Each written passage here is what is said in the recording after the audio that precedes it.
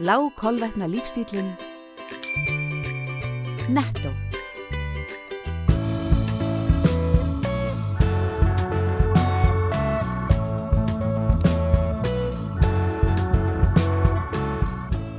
Það er alltaf stór stund þegar við veljum mann ársins á Suðurnesjum. Núna erum við í frumkvöðlasetrinu Eldey á Ásbrú í fyrirtækinu Geosilica og það er frumkvöðullinn hún Fíta sem er maður ársins á Suðurnesjum 2014. Við erum að veita henni þessa viðurkenningu hérna og erum komin í húsakynni hennar. Suðurnesjum maður ársins 2014, Fíta Abu Lípte, gjör svo vel. Takk fyrir þetta. Til hamingju. Takk hérna fyrir. Blómvöndur og þú lofar að halda áfram að standa þér svona vel. Já, ég lofa því. Takk fyrir þetta.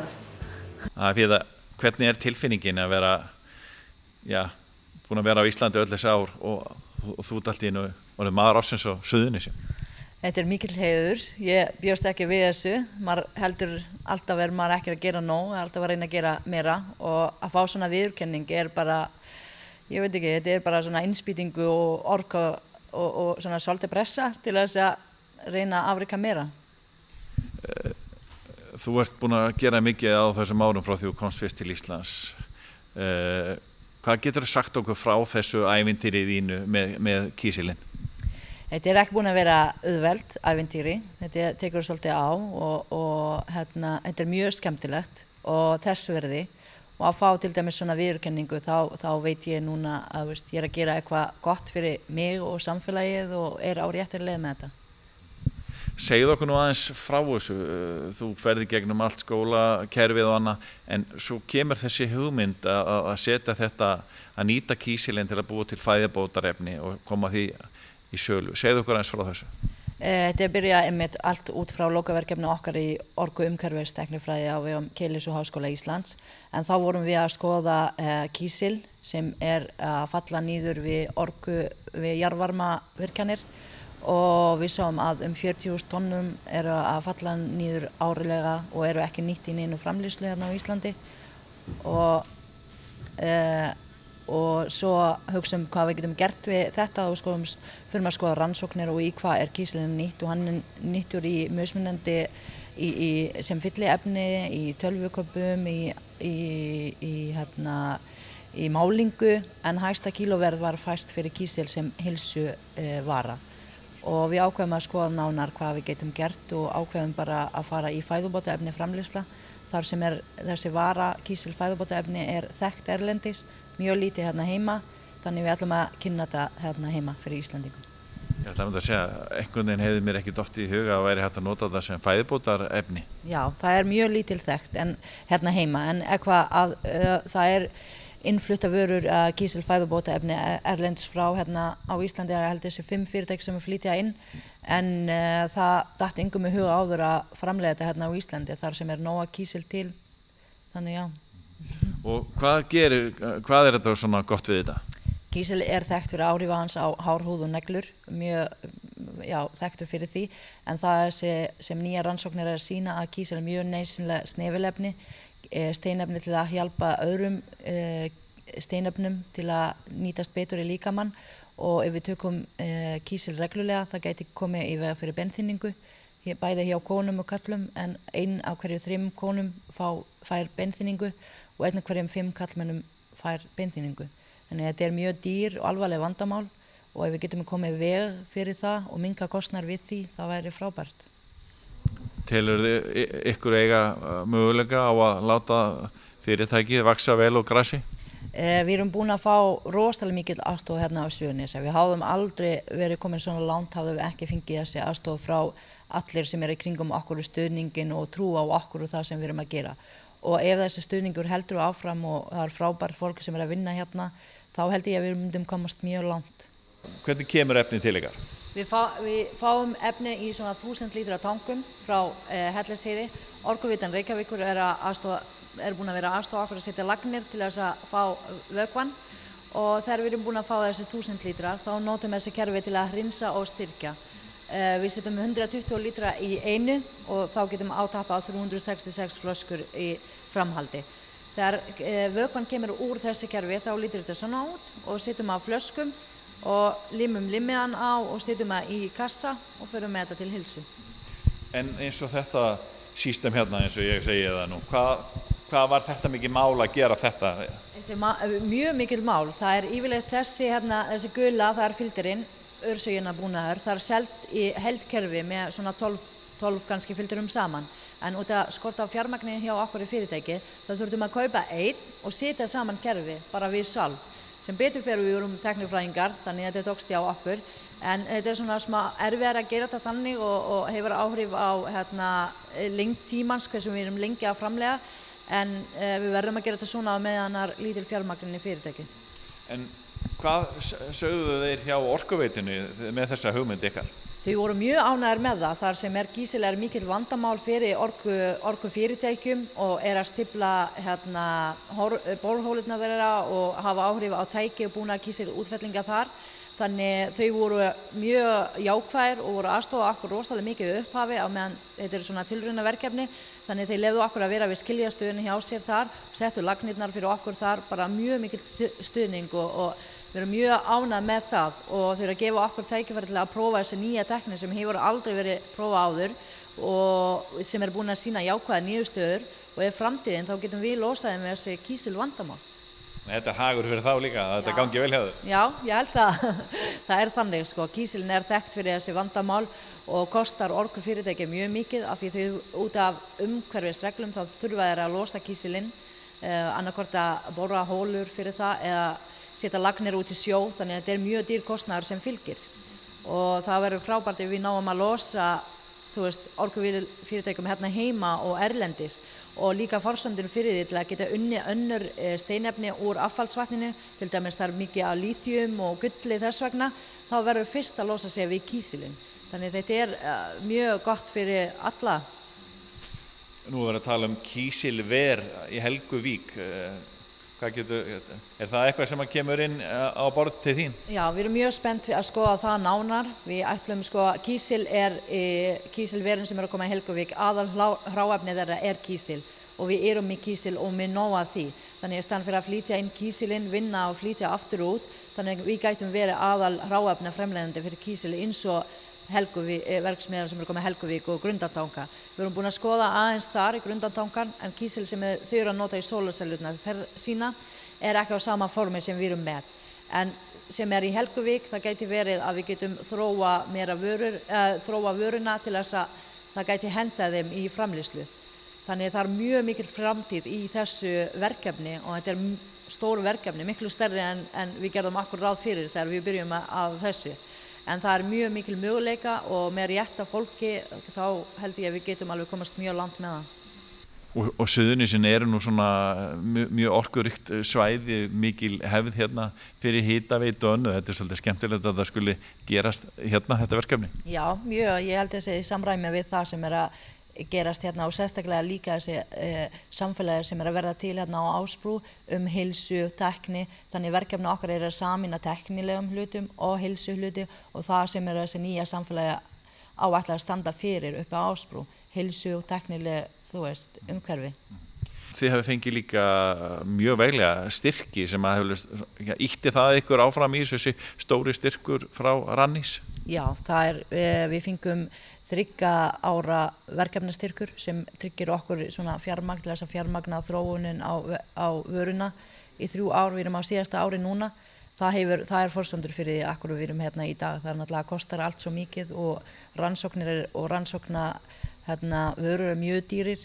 Þannig það hjálpa okkur mjög mikið og líka vaxtarsamningur Suðurnesa, svona upphæðir, þó að þessi litlar upphæðir, en það svona hvatning og dekkar kostnaður sem annars hafðum við þurft að bíða með og líka styrkin frá atvinnumála kvenna gerði okkur kleift að bæta við okkur fleiri starfsmenn og konur og þannig þetta alveg mjög mikill bæði upphæðin og viðurkenningin á hugmyndin til mikil svirði.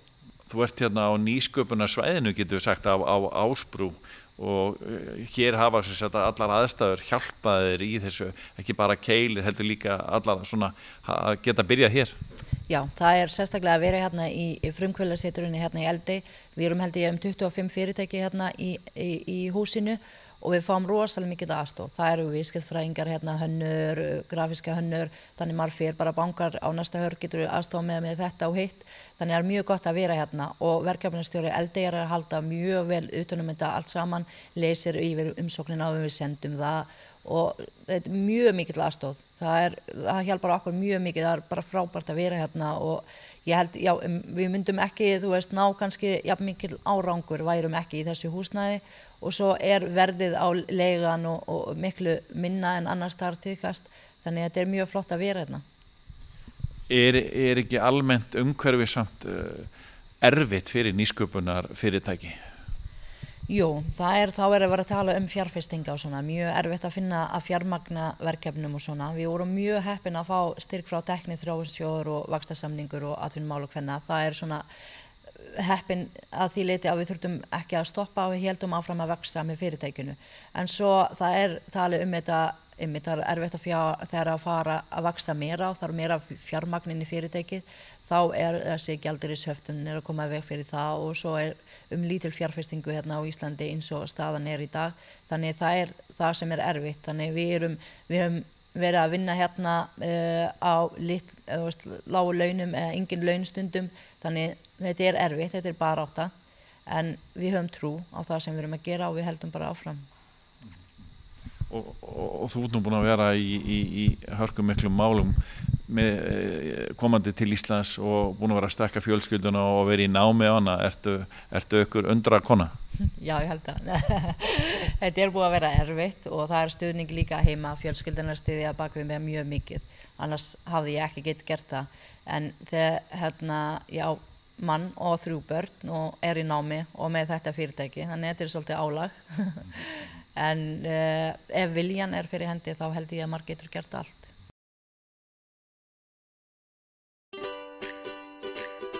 Lágkolvetna lífstíllinn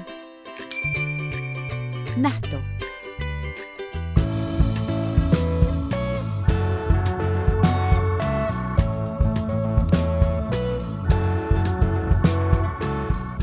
En svona af upphafinu, Píta, hvenær komstu til Íslands og af hverju komstu til Íslands?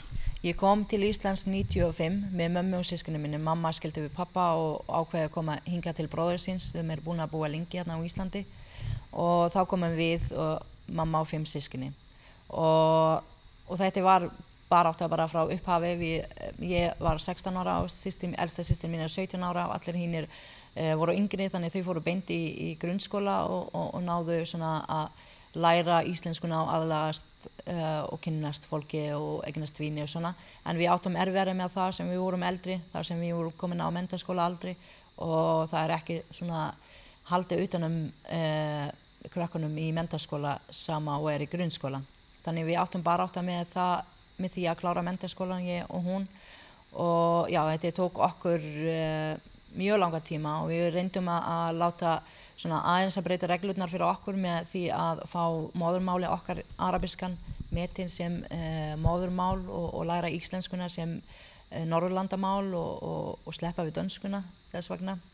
En það var ekki hægt, við vorum mjög lengi á milli menntamálaráðuneytin og stjórnskólans og þau vildi enginn bera ábyrgð á okkur, þannig sé. En á þessum tíma, það voru erfið tímar hérna fyrsta árin hjá þér og ykkur, vildur ekkert fara heim aftur bara?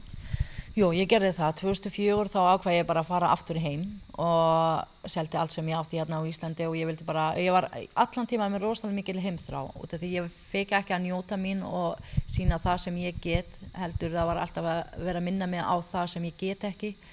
Þannig 2004 ákvað ég að fara aftur heim og ég fór heim, var þar í 7 mánuði og það var svona punkturinn sem ég fattaði, ok, ég á heima kannski á Íslandi, mér leiði ekki verið þar og kom aftur til Íslands með fullta krafti og bara þar var ég ákveðin, ég ætla að gera þetta, ég ætla að sýna hvað ég get gert og ég gerði það. Nú hefur oft verið gegnum tíðina og hefur verið mjög róstursamt þarna í þínu heimalandi. Hvernig er að vera á Íslandi með hluta fjölskyldunni þarna úti í öllum þessum látum? Það er mjög erfitt, ég fylgist með fréttunum, þannig að ekki hægt að komast fram hjá því. Nú er komið Facebook og allar þessi fjölmiðlan, ég er tengd fjölskylduna þar úti og er í sambandi við þá. þannig eins og það var núna síðast átökum sem voru í Gaza, það var mjög erfið tíma. Ert ánægð að vera komin bara til Íslands með svona þegar þú horfir aftur í tíman þegar þú ferð frá Palestínu mjög ung og vera í svona friðsömu landi eins og Ísland Jú, ég þakka Guði daglega fyrir það að geta, þú veist, boði börnin mín betri líf en það sem ég ólst upp með, en maður alltaf með smá heimþrá. Fíta, það eru hérna kannski sem svona þú byrjar að hugsa stóru draumana þína, hér fara hlutir að gerast hjá Keili. Já, þetta byrjaði allt saman 2007. Þá var ég mjög nálægt því að fara að gefast upp á lífinu, búin að vera alveg að reyna að klára menntaskóla í 7 ár og þegar ég sá þetta tækifæri hjá Keili og byrjaði að námi og sá þetta var mjög flott og krefjandi nám, mikið stuðning. Ég var mjög lengi þegar ég var í FB til dæmis að ég átti rosalega erfitt með að skilja það sem ég að lesa og ég held allan tíma að var bara að því ég útlendingur og hafði önnur mál sem móðurmál. En svo talaði námsráðgjafan við mig, hún heit Anna María þá og segi ég ætla að senda þér í greiningu og ég fór í lesblindu greiningu og fekk greiningu að ég sé lesblind og þá tóku þeir á það strax hjá Keili og settu einhver kerfi í tölvuna mína þannig ég gat hlusta á allt, þannig alla glærurnar og bækur sem við fengum í gegnum námi þá fekk ég að hlusta á það og það munaði miklu hjá mér. Þá fór ég að skilja betur og ná áfangunum meðal annars íslenskan og enskan. Þannig þetta var kannski eitthvað smá að þetta var ekki móðurmáli og líka mikið hlátur í því að ég var með lesblindu og fekk aldrei greiningu á því. Það hefði eflaust hjálpað þér í fjölbrautaskólanum ef þú hefði fengið greiningu? Ég held það. Þetta var rosalega erfitt og eina útskýringur sem ég fekk að því þú hefur ekki þessi tungumál sem móðurmál. En svo var þetta eitthvað annað sem var að spila hérna inni og engin annar hefur áður dátt í huga að senda mér í greiningu og eins og að gerast í öðrum skólan, þú kannski fær greiningu en þú fer ekki aðstoð við það. En hjá Keili þá var sett kerfi strax inn í tölvuna mína og munaði strax miklu fyrir mig. Og hvað þú fórst hérna í undirbúning fyrst? Já, ég fór í Háskólanum Brúna og kláraði það með og ég fekk mjög góð árangur og svo fór ég framhaldaði í orkuumhverfis tæknifræði líka hjá Keili.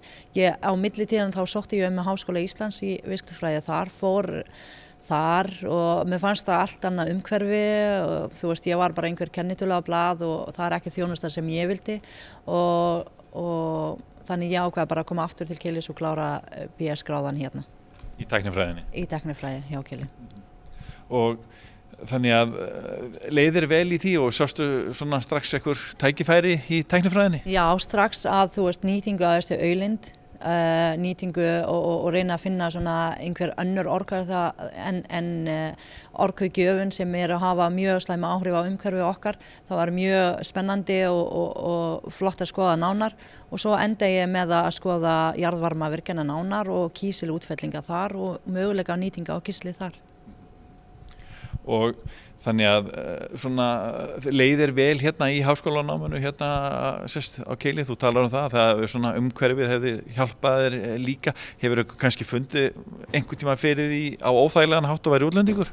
Nei, ekki þannig. Það var mjög mikil stuðningur hérna og sérstaklega að hafa verið með greiningunni þá fekk ég lengra próftíma og svona, það hjálpaði mér mjög mikið að ég þurfti á því að halda. Við vorum svolítið fáar stelpur í náminu, við vorum bara 3 og það var svolítið svona áberandi að þetta var svona eins og tekninám og verkfræðinám svona kallmenn eru ráðandi þar í náminu þannig við vorum færra þar en það hafði ekki þannig rosalega mikið áhrif á okkur og við náðum að þegar við sóttum námið þá vorum við 3 konur af 30 og útskrifumst 3 konur af 10 menn þannig það sýnir að það var rosalega vel haldið utan okkur. Þú talar nú orðið mjög góð á íslensku. Hvernig hefur íslensku námið gengið? Hvernig hefur gengið að læra íslenskunni í þessi ár? Mér finnst rosalega erfitt að læra á málfræðin. Kannski get ég heyri þegar ég segja eitthvað ránt eða ekki að beygja vitlaust en ég kannski ekki alveg nóg fljót til að leiðrétta mér sjálf. Ég læt það bara vaða en það væri fínt sko að styrkja sig í íslenskunni af því ég hluti af þessu samfélagi og ég ætla að vera mjög virkur þáttakandi í þessu samfélagi þá eins gott ég læri almennilega íslensku. Þú talar samfélagið og ég hef heyrti nefna samfélagslega ábyrgð og annað í uppbyggingu svona meðal annars að þínu fyrirtæki. Já, ég vill að sýna fram á það að fyrirtækin þurfi ekki að vera stór eða vera búin að skila hagnaði í mörg ár til að sýna samfélagslega ábyrgð. Eins og frumkvöðlar geta sýnt það, eins og hjá okkur í fyrirtæki þá erum við að versla allt inn á heimabyggð, öll þjónusta og öll efni sem við kaupum.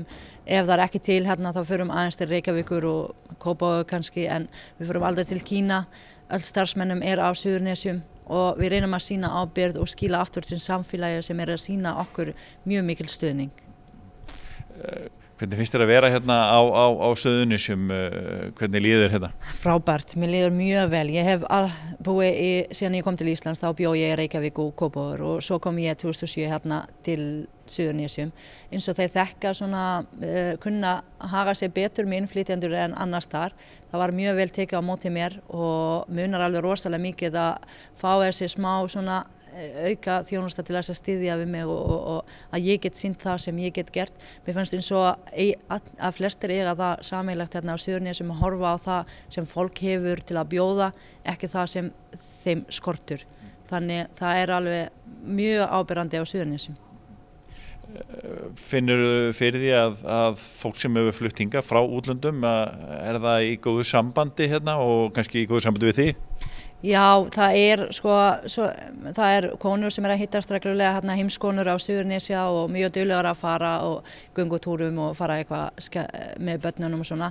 En ég hef reynt að vera ábyrgandi í þeirra umhverfi gagnvart menntun að þetta hægt og það tækifæri fyrir okkur þó að þessi menntaskólan ekki að bjóða upp á það en Keilir að bjóða upp á það bæði fyrir innflytjendur og líka fyrir fólk sem búin að missa á tækifæri að mennta sig á réttum tíma þá geta þið bara af því þetta svolítið erfitt að vera í dagvinnu, kvöldskóla með börn og heimili og talandi ekki það ef þú talar ekki máli ef það ekki móðurmáli þitt en hjá Keilir þá þetta námslánshæft og mikill stuðning og sýna alveg að meðalaldurinn 30 ára þannig þeir vita alveg því eigi fjölskyldu börn og sýna tillit til þess. Hversu mikilvægt það fyrir útlendinga sem koma til Íslands að læra tungumálið íslenskuna sem fyrst? Það bara forsendur fyrir því að vera hluti af samfélaginu að læra málið sem hinir að tala. Þú getur ekki verið virkur þáttakandur í samfélaginu að þess að skilja hvað sagt við þig og það mjög erfitt líka fyrir innflytjendur andlega að ekki geta tjáð sig. Ég held að þetta ekki almennilega líf, það skertir lífsgæðin að ekki tala tungumáli. Nú ert þú að fá mjög góð tækifæri hérna á Suðurnesjum og á Íslandi. Eru konur í Palestínu, geta þær fengið svipuð tækifæri þar? Konur í Palestínu mjög öflugar út af stríðinu, þannig þau þurft að taka mjög mikið þátt í að byggja upp heimili og samfélagin þegar kallmennir að fara og kannski ekki að koma aftur. Þannig þetta í menningin okkar að konur verða að bera ábyrgð og taka þátt í þessu uppbygging. Þannig þetta kemur held ég þaðan. Þannig að sérðu framtíð hjá þinni fjölskyldu á Suðurnesjum? Ætli að vera hérna áfram? Ég verð hérna áfram, alla ævi. Bara innilega til hamingju með að vera maður ársins á Suðurnesjum 2014. Takk kærlega fyrir það. Takk fyrir. Hjálmar, Fíta ykkar stærsta auglýsing hreinlega. Hún skemmtileg og búin að gera mikla hluti hérna. Hún náttúrulega bara einstök manneskja og við höfum nú gjarna sagt að Fíta svona öskubusku ævintýrið. Ekki okkar, hún bara sín eigin öskubusku. Bara hennar saga, hvernig hún kemur til landsins, hvernig skólakerfið tekur uppálega á móti henni og hvernig hún með sinni þrautseigju gerir allt þetta sem hún hefur gert. Og fyrir utan það náttúrulega bara persónuleikinn. Hún svo glæsileg fyrirmynd, ekki bara fyrir konur, bara eiginlega fyrir manneskjur, fyrir alla. Og þess vegna fagnaði mjög að hún svo vel að þessu komin og við Suðurnesjamenn eigum að vera stoltir einmitt af manneskju eins og henni. Jæja Fíta, svona í blálokinn, þú ert komið með blómvönd og viðurkenningaskjal. þessa miklu viðurkenningu maður ársins á Suðurnesjum, svona bara í blálokin, hvað efst í huga?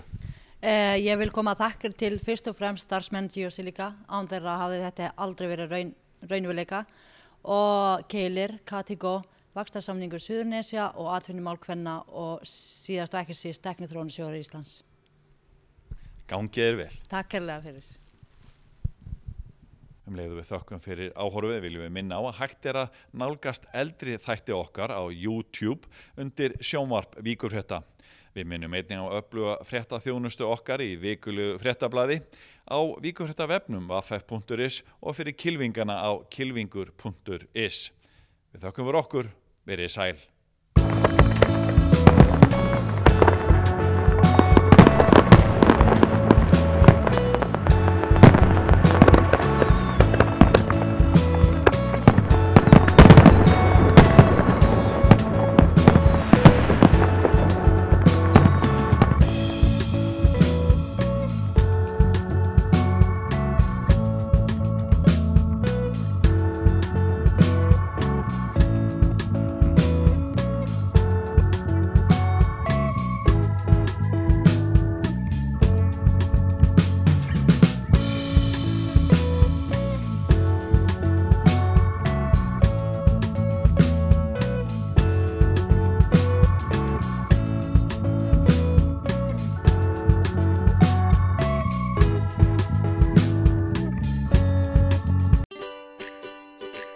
Sushi, alltaf ferskt.